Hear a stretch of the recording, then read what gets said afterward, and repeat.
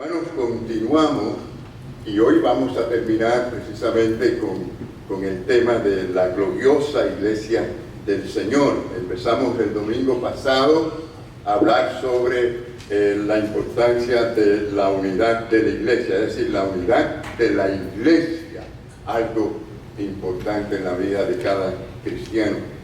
Y hablamos sobre el concepto de la unidad. Hoy vamos a comenzar realmente con el segundo punto, que es el poder de nuestra unidad. Hay un gran poder en la iglesia cuando la iglesia está unida. No es de extrañar que nos encontremos con algunos ejemplos sorprendentes en cuanto a la iglesia unificada en el libro de Hechos de los Apóstoles. Allí estaba la iglesia unificada en acción. Jesús le había dicho a sus discípulos que no fueran a ningún lugar, que esperaran, que no hicieran nada y esperaran el Espíritu Santo, la venida del Espíritu Santo. Así que los apóstoles y los discípulos se unieron y estuvieron allí en aquel aposento alto.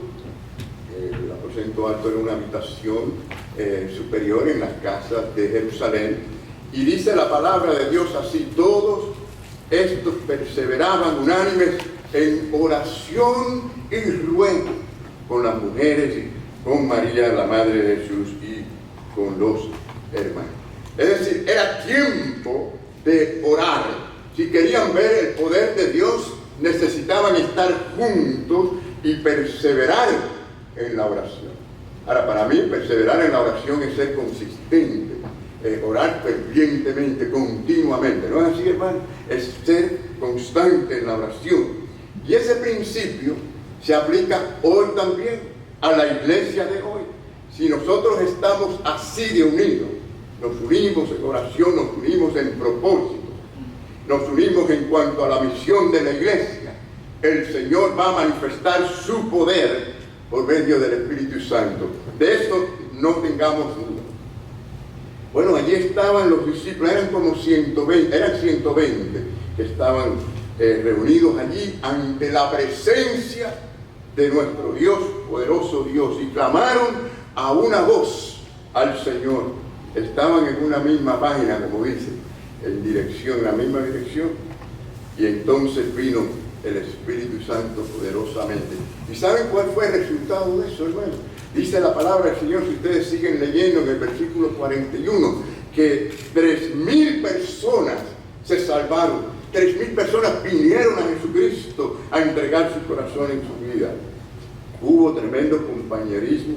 Los versículos 42, 47, había adoración, compañerismo, había incluso este espíritu de compartir los unos con los otros según las necesidades.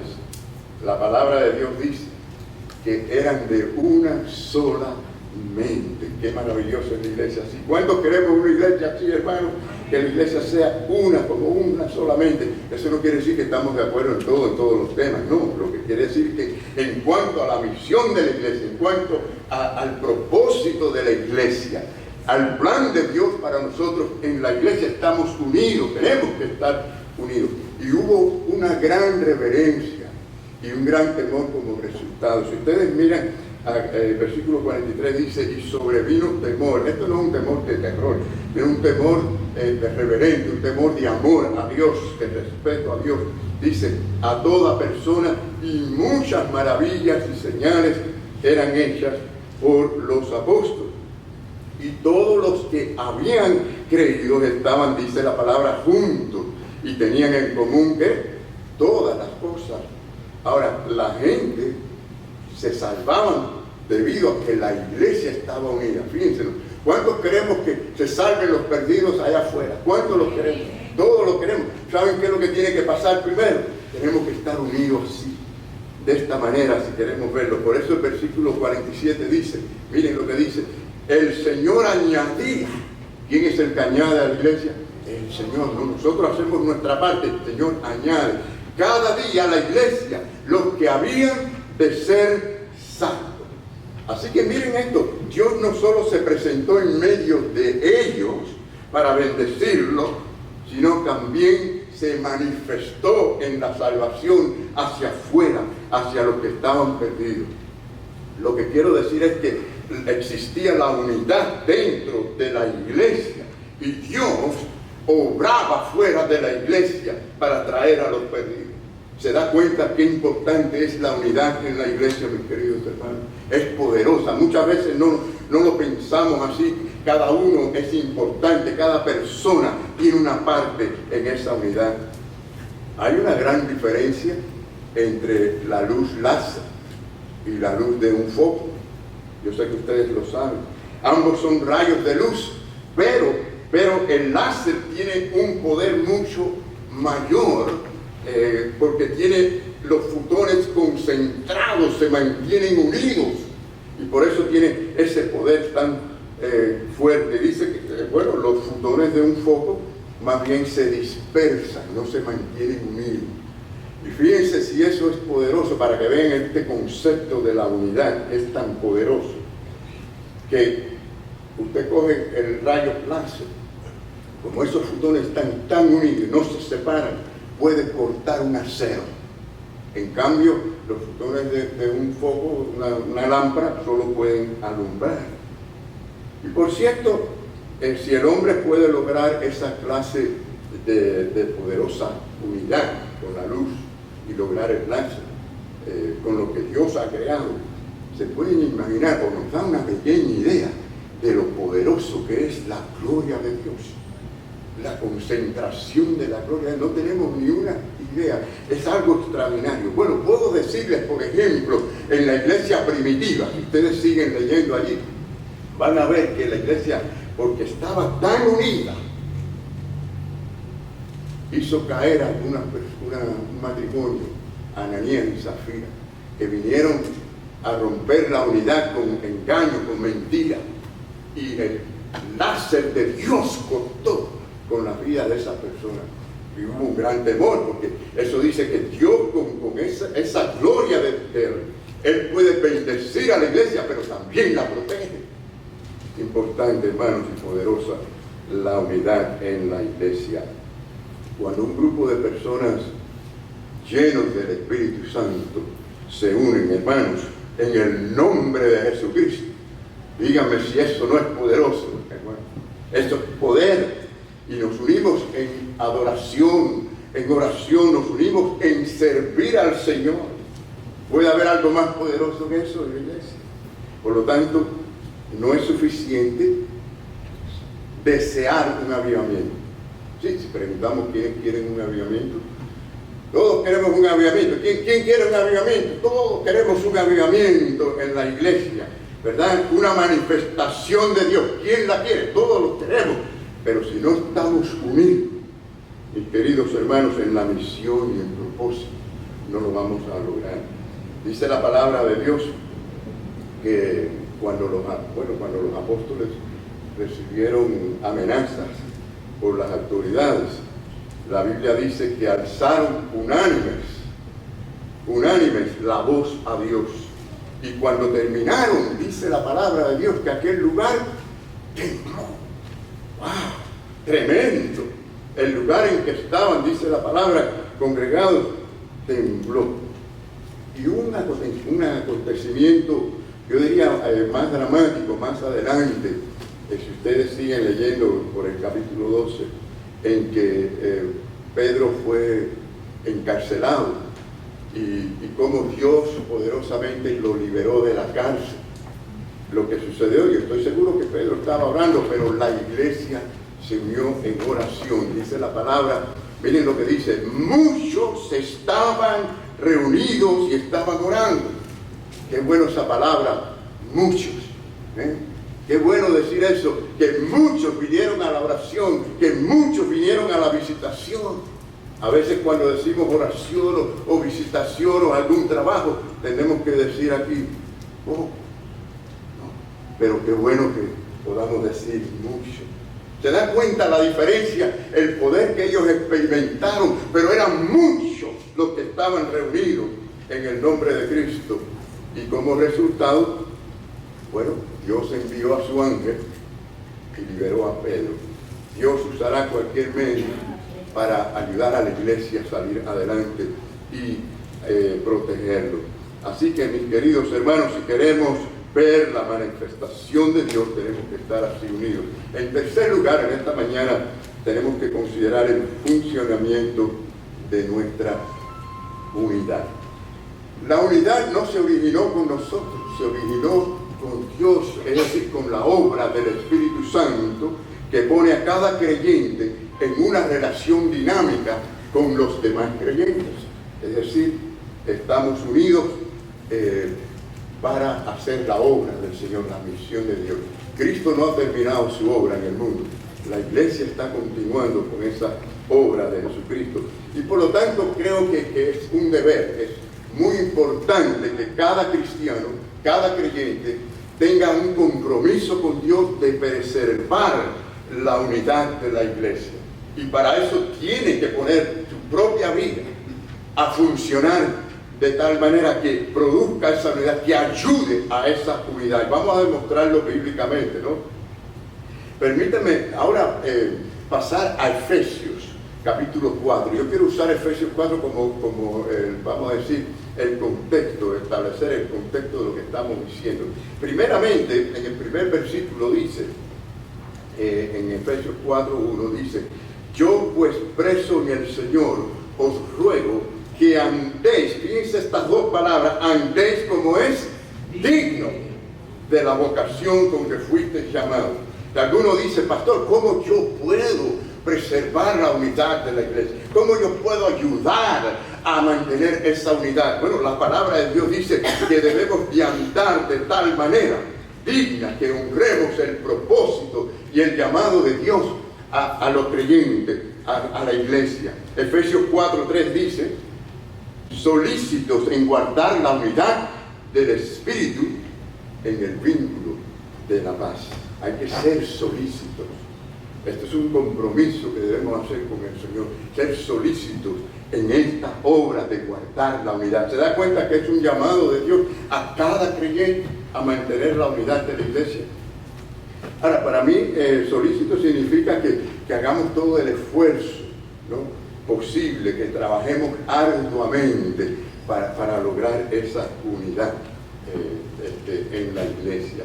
Así que nuestro trabajo no es atropellarla, sino mantenerla, preservarla. Se cuenta que una vez un creyente de experiencia, de años en la fe, en la iglesia, se le acercó a un matrimonio prácticamente acabado de casar, de luna de miel, y les dice: cuánto me alegro que ustedes se amen. Qué bueno que hay amor entre ustedes. Pero, les digo, no todos los peros son malos. Le dice: pero, si ustedes quieren ser felices en el matrimonio, ambos tienen que ser solícitos en preservar. Es decir, ambos tienen que hacer su parte. ¿Se dan cuenta de lo que estamos diciendo? Y la iglesia es igual en ese sentido. Fíjense que el verbo aquí, solícito, está en presente continuo. Es decir, no es algo que usted hace una sola vez, sino todos los días, constantemente, solícito en esa gran obra que el Señor quiere que hagamos. Entonces, hermanos, si este llamado que estamos escuchando acá es verdaderamente importante y es un asunto serio en la iglesia o de la iglesia, ¿qué podemos decirle a aquellas personas que creen que ellos no necesitan estar unidos a una iglesia o cerca de la iglesia, o están lejos de la iglesia, se mantienen a la distancia? Y especialmente hoy que hay todos estos medios que la gente va a las iglesias por las pantallas y no van en vivo a las congregaciones. Esto también ocurre hoy. Pero hermanos, miren, estamos acostumbrados en esta sociedad a llamarle las cosas con nombres bonitos y no las cosas por su nombre. Y cuando vamos aquí a la palabra del Señor, el no estar en esta preservación de la unidad se llama pecado. Y es algo del cual debemos de arrepentirnos, porque la unidad en la iglesia no es una opción. ¿Por qué no es una opción? Porque Cristo la formó para eso. ¿Quién formó la iglesia? ¿Quién la fundó? Jesucristo. con el propósito de que estemos unidos. Un cuerpo funciona así, unido. Cristo es la cabeza, la iglesia es el cuerpo. Y un cuerpo tiene todos sus miembros conectados unos con otros. No debe estar separado. Así que por definición, hermano, esto es lo que la Biblia enseña. Ahora, los versículos 11 al 16, Efesios 4, allí subrayan, no lo vamos a leer, pero subrayan la importancia de la iglesia en el plan de Dios, en el hecho de que cada creyente tiene algo que aportar, es decir, de contribuir al crecimiento de la obra. Dios da dones, Dios da talentos, Dios da habilidades, capacidades, para que cada cual pueda ayudar al crecimiento de la iglesia. Es más, algo que la gente a veces no piensa que es tan importante, es la misma presencia del creyente en la congregación. Ya eso de por sí siempre es como una luz más en el grupo, es decir, anima a otros también. Y nos alegramos cuando estamos unidos y estamos todos. Efesios 4:12 dice la palabra de Dios, el propósito, ¿por qué tenemos que hacer esto? Uno de los propósitos es para perfeccionar a los santos, a los creyentes, para la obra del ministerio. Dice aquí, para la edificación del cuerpo de Cristo. Cuando estamos unidos así, nos edificamos unos a otros, hasta que todos lleguemos a la unidad de la fe. Yo creo que el apóstol está mirando aquí a la iglesia en dos niveles. Es decir, veía el cuerpo de Cristo, o sea, los creyentes, compuestos por creyentes, verdaderos creyentes, que crecían en la fe porque venían a la iglesia, recibían, se alimentaban, pero también veía ese cuerpo local del creyente, a cada creyente, sirviendo a otros creyentes.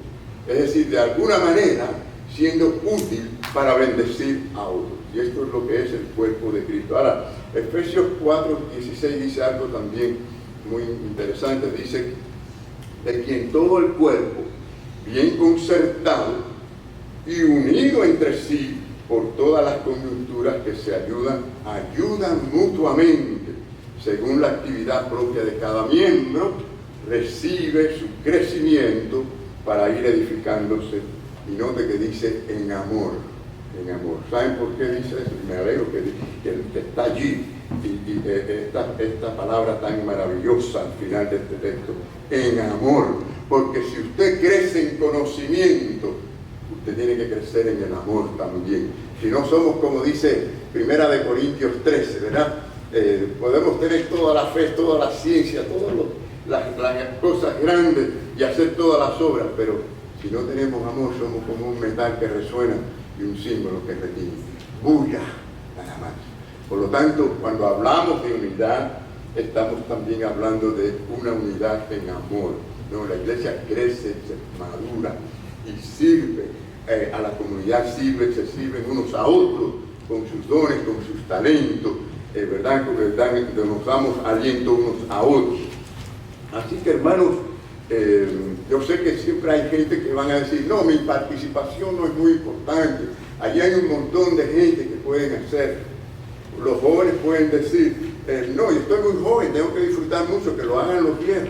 Y las personas mayores van a decir, ya yo estoy ya de edad, cansado, que lo hagan los jóvenes. Y al final nadie lo hace. No, esto es para todos, la iglesia, jóvenes, ancianos, media edad, todos debemos de estar unidos y cooperar en la unidad, con la unidad de la iglesia. Ahora, quiero decirles esto, aguántese bien ahí. Hay un principio que Jesucristo dijo, yo sé que se aplica también a otras ideas, a otros conceptos, pero también creo que se aplica aquí. Y esto puede sonar muy fuerte, pero lo dijo Jesucristo. Yo quiero que ustedes lo agarren conmigo. Dice Lucas 11:23. El que no es conmigo, ¿qué? Contra mí es. Y el que conmigo no recoge, lo podemos decir todos juntos, vamos a ver. El que no es conmigo, contra mí es. Y el que conmigo no recoge, desarraiga. ¿Usted entendió esto, hermano? Muchos dirán que no están en contra de Jesucristo, ni de la obra de Jesucristo, ni están en contra de la unidad en la iglesia, ¿no? Pero el Señor dice que si no estamos recorriendo para su reino, estamos desparramando. Es decir, de alguna manera tenemos todos que estar unidos en esta obra del Señor. Dios diseñó la iglesia así. Miren, la terrible enfermedad del cáncer yo creo que es un perfecto ejemplo de lo que puede suceder cuando unas pocas células en el cuerpo se niegan a estar unidas y se separan para hacer su propia voluntad. Y lo terrible de esto es que ellas se reproducen. ¿Saben por qué se reproducen? Porque el principio es muy sencillo. La desunión nunca busca hacer su trabajo solo. El desanimado desanima a otro. Cuando la iglesia está animada y todos hacemos nuestra parte, esto anima a otros creyentes. Muy importante que entendamos esto. Entonces, estamos viendo, hermanos, la importancia de permanecer unidos. Y es por eso que las personas que están en desunión, pues tienden a ver siempre algo negativo en cuanto a la iglesia, o a algunos creyentes, o tienen muchas excusas y razones, porque no entienden el por qué estamos y para qué estamos aquí en este mundo. Ahora, quiero decirles algo. No podemos ser cristianos al estilo crucero. Si queremos estar unidos, no podemos ser cristianos al estilo crucero. Y yo quiero cambiar aquí la analogía, ¿no? Estábamos hablando del cuerpo humano y todas estas cosas, pero yo creo, hermano, que hay un problema en las iglesias en general. Y es que muchos quieren llevar esta mentalidad del crucero a la forma de ser con la iglesia. Yo quiero decirles que a mí me gustan los... ¿Cuántos hemos ido en crucero alguna vez? Algunos no hemos tenido quizás la oportunidad, pero otros sí. Yo he estado en crucero. Me gustan los cruceros, no de muchos días, sino como de 3 días está bien para mí. Pero me gustan los cruceros porque en los cruceros, hermanos, se lo hacen todo. Usted lo tiene todo a sus manos, a su disposición. Es decir, usted ni siquiera tiene que manejar los equipajes. Usted no tiene que preocuparse por la recreación, ahí está todo para usted, el entretenimiento. Hay 8 veces al día comida espléndida, fabulosa para comer. Y si usted no quiere ir, se la pueden traer al cuarto. Si usted quiere que le laven las ropas, se la lavan. Quiere que se la planche, se la planche. Es decir, todo el sistema del crucero está diseñado para consentirlo a usted. Qué bueno, ¿eh? Los cruceros, claro, usted pagó para eso, ¿no? Usted dio su dinero, usted entra allí y usted disfruta de todo aquello, ¿no? No le pase como le pasó una vez a uno que no sabía esto, y el hombre llevó su lonchera con todos los sándwiches para comer en el crucero, y la gente lo veía ahí comiendo la comida de una pobre sándwich. Y a alguien le pregunté, ¿para qué usted hace eso y no va a comer todas estas comidas que tenemos acá? No, porque no tengo dinero. No, pero si eso está incluido. Entonces, bueno, también hay cristianos que no saben la riqueza que tienen en Cristo y no saben disfrutar la vida cristiana porque no están conscientes de que hemos sido bendecidos con toda bendición celestial, como dice la palabra, ¿no? Pero sí, hermanos, esta mentalidad ha invadido a la iglesia. Muchos dicen, cruzaré por la iglesia hoy, quiero ver el menú de la alabanza, quiero ver el menú del estudio bíblico, el menú de la predicación. Y esto es un problema. ¿Saben por qué esto es un problema? Porque la iglesia no es un crucero. La iglesia es un buque de guerra. Estamos ante una guerra espiritual y hemos sido llamados por Dios a pelear en esta buena batalla de fe. Cuando un buque de guerra sale a pelear, hermanos, contra el enemigo, ¿cuál es el llamado? Es decir, todas las manos tienen que estar allí colocadas, cada cual en su lugar, haciendo su función para tener la victoria. Yo creo que tenemos que empezar a ver esta realidad de que no estamos aquí para ser entretenidos, no estamos aquí de paseo, estamos aquí para pelear una buena batalla de fe. Hay un mundo perdido allá afuera, está el diablo, los demonios haciendo su obra, y está la iglesia de Cristo que tiene que alumbrar como un faro en medio de ese mundo perdido, lleno de tinieblas. Y la responsabilidad de usted y es mía, de los creyentes, los que estamos en Cristo. Tenemos que tener esa mentalidad. Pero dentro de la iglesia tenemos que estar unidos para que el Señor nos use de esa manera. Tenemos que amarnos unos a otros. Miren, una de las maneras de ver ese amor en la iglesia, lo vemos aquí en 1 Corintios 12, dice la palabra, que de manera que si un miembro padece, todos los miembros se duelen con él. ¿Escuchó esto? Si hay un miembro que tiene un problema, un dolor, un sufrimiento, todos debemos estar allí, no ser indiferentes. Y si algún miembro recibe honra, alguna bendición, todos los miembros con él se gozan. Hermanos, esto es maravilloso, y esto es lo que habla de unidad en una iglesia. No es unidad, o no hay unidad, si no nos interesamos los unos por los otros. Por eso quiero terminar con esta parte de hablar un poquito, no mucho, pero sí del amor. Hermanos, tenemos que amarnos los unos a los otros. ¿Cuántos dicen amén? Amén. Colosenses 3:14 dice la palabra de Dios: y sobre todas estas cosas vestíos de amor, que es el vínculo perfecto. Hay una vestimenta que tenemos que ponernos, no como esta que tenemos acá, que nos las ponemos para la iglesia y luego las quitamos y nos ponemos otra.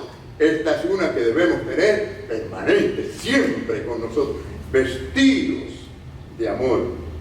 Yo quiero que usted observe el lenguaje aquí de prioridad, ¿no? El amor no es opcional. ¿Te has dado cuenta de eso?